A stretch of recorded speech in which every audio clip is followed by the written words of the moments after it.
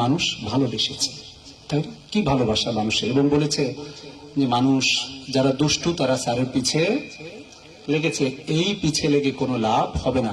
Because কারণ আমি ওই যে নাসিমকে বলেছি যে আমার বাসায় এখনো সব কিন্তু আমি খুলি নাই, সকল বস্কা বেডিং এটা আমি খুলি নাই, এটা আমার 25তম পোস্টিং, আমি কিন্তু ওটা রেখে দিয়েছি সেইভাবে, সবকিছু খুলি নাই, যে চলে যেতেও তো হতে পারে।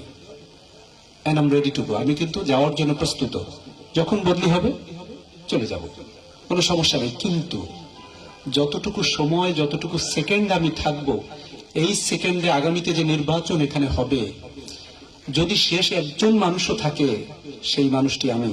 যদি সকল পুলিশ, যদি সকল সেনাবাহিনী সবাই যদি চলেও যায়, আমি এতটুকু পরিমাণ বিচলিত নই যে আমি থেমে যাব। আমি একা হলেও সেদিন আহ্বান জানাবো, যদি কোনো একটা গ্রুপ তারা গিয়ে ভোট দখল করতে যায়, তাহলে আমি অপর গ্রুপকে অন্তত আহ্বান জানাবো যে এবার আপনারা আমার হয়ে রক্ষা করেন ভোট সেন্টার। পারবেন না আপনারা ইনশাল্লাহ? My pen is not to be sold, আমার কলম বিক্রির জন্য নয়, ঠিক আছে? কারণ আমি আমার জনগণের ট্যাক্সের টাকায়, ওই কটা টাকা দিয়েই আমি চলি, এবং ওই টাকার সাথে আর কিছু সম্মানই পাই, মাঝে মাঝে পরীক্ষার সম্মানই বা কোনো সভা সেমিনার মিটিং হয়, টুকটাক কিছু সম্মানী আলহামদুলিল্লাহ সেটা অনেক আসে, ওর মধ্যেই আমি চলি। কোনো বালির মধ্যে মুখ আমি ঢুকিয়ে দেইনি, কোনো ভূমি অফিসে মুখ আমি ঢুকিয়ে দেইনি। সুতরাং কারো কাছে মাথা নত হতে আমি এখানে আসিনি, জেলা প্রশাসক হিসেবে এসেছি, আপনাদের একজন কর্মচারী হিসেবে এসেছি, সেবক বা খাদিম হিসেবে এসেছি। আমাকে আপনি খুঁজে পাবেন আপনাদের চরম কষ্টের মুহূর্তগুলোতে। আমার জন্য অনুষ্ঠানের দিন গিফট নিয়ে আসছে কোন একটা অর্গানাইজেশন থেকে, বলছে স্যার আপনার জন্য গিফট নিয়ে আসছে। বলছে কিসের গিফট?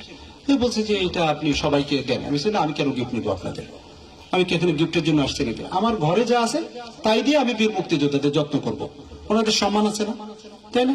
ওনার কেন আমি আরেকজনের কাছ থেকে সেই টাকা হারাম না হালাল সেটাকে আমি দেখেছি, আমি আমারটা জানি হালাল কি হারাম, আমি আপনারটা কেমন তো আমি জানি, আপনার তো আমি কিছু নিব না।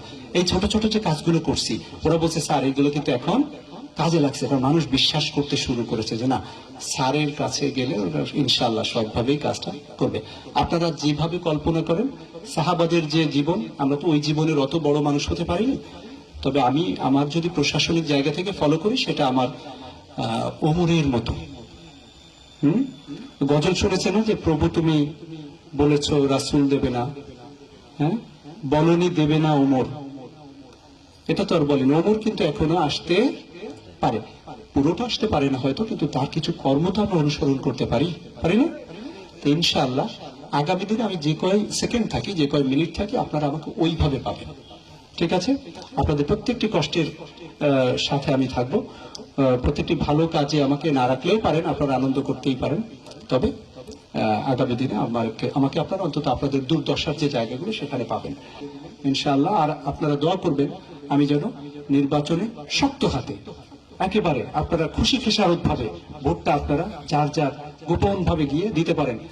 কোনো মানুষকে আপনি কারো কথা শুনবেন, অনেক কথা হবে, ইভেন যদি কোনো অস্ত্রবাজ, কোনো চাঁদাবাজ, কোনো ধড়িবাজ, ধান্দাবাজ এগুলো যদি আসে, একেবারে বেঁধে ফেলবেন। বেঁধে ফেলার পরে আপনারা যে কোনো উপায় প্রথমে ওদের ট্রাই করবেন ইনশাআল্লাহ। নাসিম সকলের ফোন তোমরা খোলা রাখবা, আমি ইনশাআল্লাহ সেগুলোকে ধরে নিয়ে ওগুলোকে জেলে কিভাবে পাঠাতে হয়, আমাদের জুডিশিয়াল ম্যাজিস্ট্রেট আছে, তাদের আমরা বলে দিব, দেখবেন যে জেল দিয়ে দিচ্ছে ওই দিন, কোনো ক্ষমা নেই, ঠিক আছে? কারো কোনো ক্ষমা নেই। আর আপনার এতগুলো মানুষ দু একটা চাঁদাবাজের সাথে পারবেন না, সিস্টেমে ঘেরাও করে ফেলবেন, ঠিক আছে? একদম পিঠ মোড়া দিয়ে, ঠিক আছে না? ইনশাল্লাহ আপনারা এই শক্তি, আপনারা এটা পারলে পুলিশেরও কাজ কমে যাবে। পুলিশ ওই আমি যা বললাম এটা পুলিশও চায় যে আপনারা এগিয়ে আসেন, আর্মিও চায় যে আপনারা এগিয়ে আসেন, আর অস্ত্র আমরা উদ্ধার করে ফেলবো। আমি জানি এই বিষয়ে অনেক কথা হয়, আমরা সর্বশেষ কথাটি হলো যে শেষ আকাশের পরে পাখি কোথায় ওড়ে। একজন বিখ্যাত কবি, কবি মাহমুদ দারবিশ, প্যালেস্টাইনের বিখ্যাত কবি, ফিলিস্তিনিরা জানেন যে কত কষ্ট আছে, তিনি এই কবিতার লাইনটা বলে গেছে যে শেষ আকাশের পরে পাখি কোথায় ওড়ে।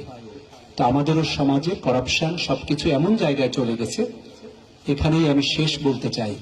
তারপরে আমরা যেখানে উড়বো ইনশাআল্লাহ, সেই জায়গায় বাকিরা কিন্তু বাকিদের তড়ি মেরে আমরা উড়িয়ে দেবো ইনশাআল্লাহ। তারা যদি